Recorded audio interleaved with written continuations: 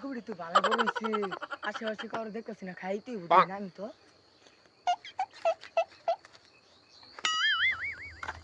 খিরে খিরে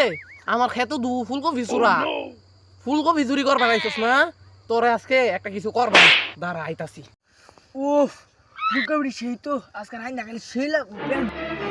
আসসালামু আলাইকুম বড় ভাই কি খাইবার আইছেন ফুলকপি কেটে নিবেন কয়টা